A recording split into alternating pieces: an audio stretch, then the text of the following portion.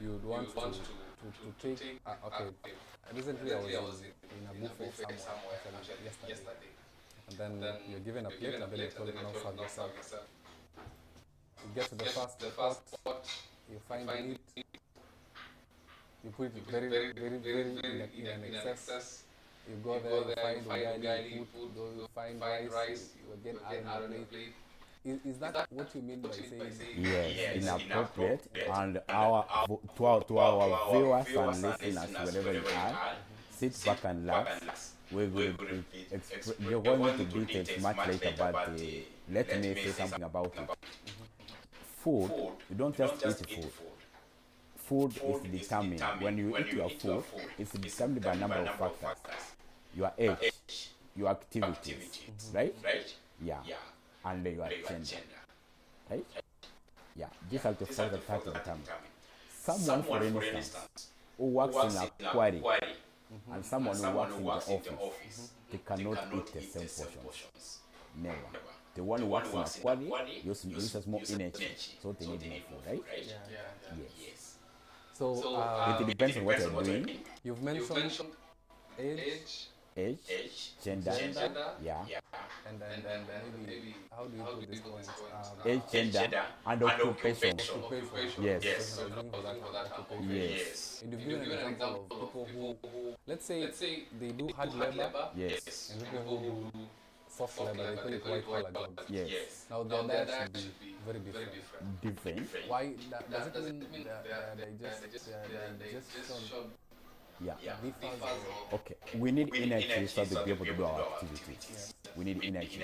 And energy is measured in calories, and it comes from food. The food we take. So we take food as we get energy. A quick one. Food is in three large categories. We have carbohydrates, we have proteins, we have vitamins. Carbohydrates, their primary goal, their primary need is to give the body energy. Yes. The proteins, they are there to build the tissue. And then we have the vitamins. These are the vegetables and fruits, right? No, depending on where you are, and your health. Your health also comes in here. Yeah, there's no one size that fits in all. We take into consideration all of these things and your health. Are you diabetic? Are you hypertensive? Your work, your age, your gender. Then you'll be able to sit down and guide you on the portions and what you're supposed to do. It works. Or you need to see a nutritionist that will be able to do it. But now we are creating awareness on this one. Eat food like medication. So if you don't eat food like medication, you will end up eating medication like food. I thought you should know. Yeah. I love that point. You don't just eat. You don't just eat. According to medications are planned for. You told take this drug 3 times in a day. Yeah. So is it? So according to your statement, we also need to take food in that manner. Yes. We should not just take food anyhow. All right. Some people will wake up, they eat. In the middle of the day, they are inactive, they eat. Lunchtime comes, they eat. Before lunch, before supper, they eat. In the evening, before they go to bed, they eat. When they are going to bed, they eat. Yes. Now that is inappropriate. We will sit back and relax. We have your answers here. That's why we are sitting here, because this thing is becoming a pandemic, and we have to find a solution before it gets out of our hands. We go to number 3. The risk factors, right? Feeding irregularly. Feeding irregularly. Not everyone is obese overeating. Actually, some are starving at some point. Let me explain that. When I say feeding irregularly, what do I mean by saying you are feeding irregularly? I mean this. In a day, we have 3 meals. That's breakfast, lunch, and supper. Breakfast is supposed to be the heaviest meal, followed by lunch, then supper the lightest. That's what I say. So, if there is someone now, because of this, let me come up again. Breakfast is supposed to be the heaviest, followed by lunch. You wake up, You take a very beautiful. Yes. Okay? Yes. A heavy one. Heavy breakfast. And then lunch. Lunch is heavy but not as breakfast. And then supper to lightest. Why? This is the reason. When you've woken, when you're up, your body needs energy so that you'll be able to do your daily activities, right? Your brain needs glucose. Someone who has not taken breakfast, sorry, I can tell from their behavior. This one has not taken. Yes. At times they are arrogant because it is an universal mechanism. Yeah, it's like talking, giving someone responsibility as a long rancher. Yes, the glucose is not there, right? Even the children, for them to perform well, you have to give them good breakfast. Because the brain needs glucose. Away from that one. Now, you didn't take a good breakfast, and then you skip lunch. And then when you are back home in the evening, you are like, hey, I didn't take lunch, right? What do? You get food. As human beings, I included, you take as much as your stomach can hold. That's where problems start. At night, what we need is called the basal metabolic rate energy. The energy your body needs to keep you warm for the heartbeat and the circulation plus breathing. This is the only thing you need. When you take more than that, the body converts the excess into fat, into bad fat. Actually, the medical term they call it triglycerides. So the other type of fat. Yes, the visceral fat. And then you find it disposed along the abdominal area. That's why people who take alcohol, many months into it, you find them with a public opinion. They're very fat. Why? Alcohol is too much, has too much calories, too much energy. That's why they start actually after they've taken alcohol. Now, they've taken more energy, they're not using this energy, they go to bed, right? The body converts it to fat, and you find it there at the waistline. That's why we are doing the waist circumference. Okay. Right? Yeah. It's like now, it's a car. Your body is like a car. If you wear a car, you take it to the parking yard.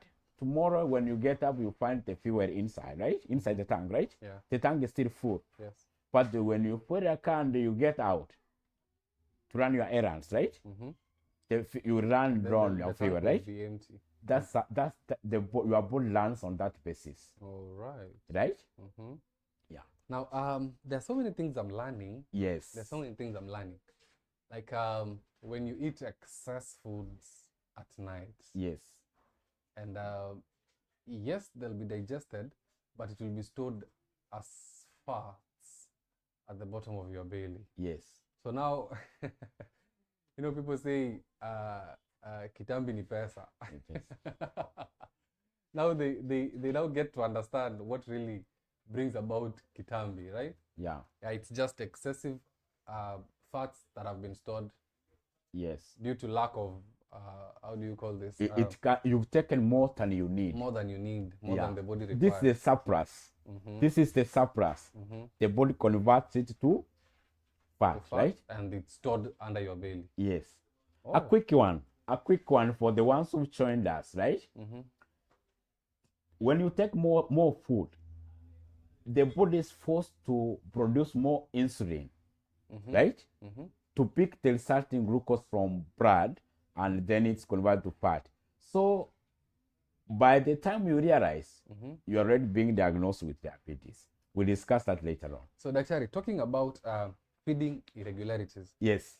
Some people would want to, maybe they want to serve, and you'll get someone eating like 10 pieces of meat. Yeah. 10 pieces of meat. Yeah.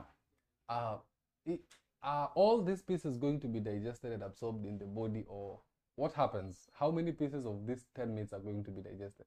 Because if you sit, I'm sorry to say this, but Africans, yes, we are suffering this problem.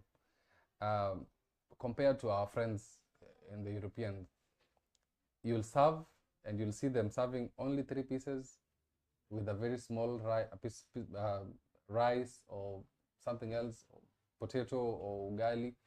But an African man like me would want to serve a whole lot of ugali with 20 pieces of meat and a whole sukuma wiki. When I take this plate, is it going to be absorbed in the blood, all of it, or some pieces are just... What does the body really require? The amount of food that the body requires? This is the balance that happens in the body. Energy is given priority in the body, right? Now, when you take more meat, right? Energy, if you take more ugali, it's going to give you more energy, right? And then for this protein to be broken down, it will take this energy. Are we together? Yeah, we are together. Yeah, that's why. Look at the elephant. Look at the lion. The lion is size not big, right? It's because of what they feed on, right? The carnivores are not huge because they don't take carbohydrates, right? Now, meat is not bad. What is bad is that which meat have you taken, right? If you take lean meat, chicken without skin, take fish, it has no problem. The problem is too much carbohydrates. Okay. Yes. And then when you're taking meat, be cautious. Don't take meat with fat. That one is going to be handled as we move down. All right. Yes. So, do we have any other risk factors apart from the three you have mentioned? Yes. The other risk factor is you're eating food as you watch the TV. Right? The TV is on, you are eating, right? Wow. Yes. How is that related to obesity? Yes, this is it. You see, the TV distracts you from the cues. There are signals. You see, when you are eating, there's a signal comes now, I've taken enough, right? Because there is a concentration here, right? Yes. But for the TV, you're watching, you are eating, right? You are watching as you eat, right? You ignore that signal is ignored, right? Yeah, you've disconnected, right? Because now you're concentrating on the screen, right? You end up taking more than you need, and then it sends you to obesity. Okay. Yes. Thank you so much. Our viewers who are joining us live, we are with our guest here, Dr. Finlay Nyachienga. He's practicing at Portrees sub-county. Is it sub-county? It's a sub-county hospital. Portrees sub-county hospital. It's in Changamwe. Changamwe. Yeah. Thank you. With me here, I'm your host, Hilary Wasao. We are talking about obesity, and we have mentioned a lot of things about obesity, from definition, from diagnostic of obesity, and we have classified obesity, and now we are looking at the risk factors of obesity. We have mentioned 4 actually. Yes. We are going to have a short break, and when we come back, we will be able to answer your questions that you've asked, and also Daktari will continue briefing us more about what obesity is. We have reached a point, a very interesting point. Yeah. How is watching TV connected to our eating habits? Stay tuned. We will be back. We are all here for you. Yeah. Don't worry. Thank you. All right.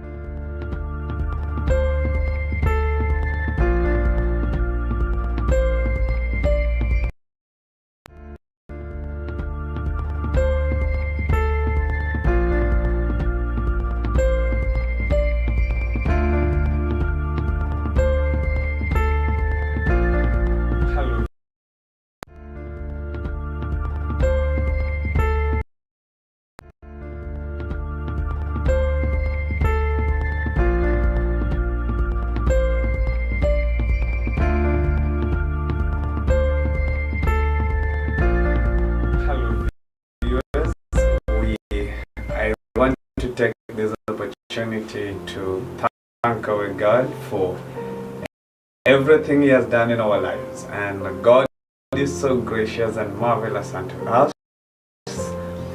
And so today I'm here just to inform you of a very important information.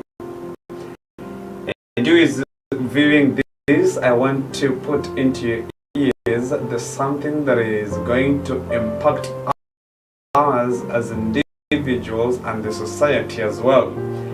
Now, my name is Michael Sidika, and I take this opportunity to welcome you to listen to this short video that is just going to unveil something. Now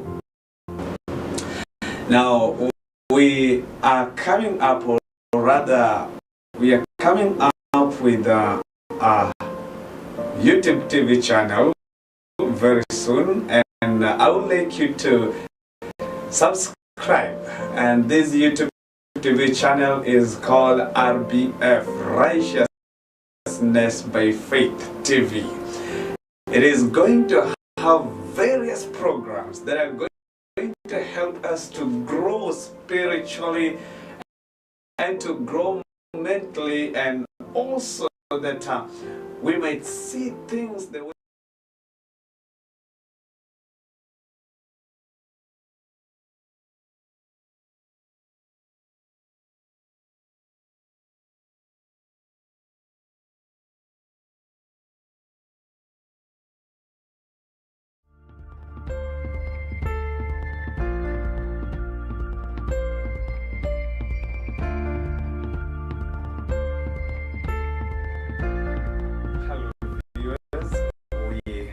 I want to take this opportunity to thank our God for everything He has done. Thank you, viewers. We are back again to continue with our session.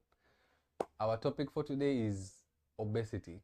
We are talking about obesity, and with us today, our guest is Dr. Finlay Nyachienga from Portrees Sub-County Hospital, and I'm your host, Hilary Wasao. Doc, we were mentioning risk factors for obesity. Yes. We have mentioned 4. All right. The 4th one we were just about to finish before we went for a break. All right. And our viewers, we want to welcome you again. Please ask questions. Thank you, Pastor Bernard Nyamwanda, for your question. We have received your question, and we are going to answer it in a short while. So, Doc. Yes. How is watching TV connected to eating and obesity? All right. This is where rubber meets the road. Our body is a system. It's a system which is controlled by hormones, yes, right? Mm-hmm. And signals, mm-hmm. right? Mm-hmm. So there is a signal when you've taken all you need. Mm-hmm. It tells you my stomach, it just sends a message, you are full, you stop eating. Mm-hmm. Now you distract that signal mm-hmm. with the TV. You're watching while eating, right? Mm-hmm. That's when now you've distorted the signal, you end up taking more food than you need. So when you take more food than you need, the excess is going to be converted to fat, the one that we were discussing. Okay. Yes. So it simply means the distraction from the TV, you'll be eating more than you need. More than the body requires. Yes. Okay. Before you realize, you've taken more than your body needs. Okay. And when you take more than your body needs, it's converted to fat, actually bad fat, and stored around to your abdomen. And this bad fat will expose you to non-communicable conditions that we'll discuss much later. Okay. All right. Well, thank you. All right. Do we have any other risk factors? Any risk factors? Yeah. Apart from the ones we have mentioned. It can be drugs. Some drugs, right? Yeah. Some drugs which are abused can cause someone to obesity. Another thing is alcohol consumption. Okay. Alcohol is not a good thing. I think you have explained that yes. Alcohol has a lot of energy. Yes. And the energy is, Yeah. So these are some of the factors that these are some of the primary factors that expose one to this, right? The other one is heredity. Yeah, actually, that's a question from one of our viewers is asking, can obesity be inherited? Like your grandfather had obesity. Yeah. Is it hereditary? Yeah. Actually, unfortunately enough, we cannot change heredity, right? We cannot change your genes, right? We have no control over them, right? But we can control what goes into our body, right? Sure. Yeah, we cannot control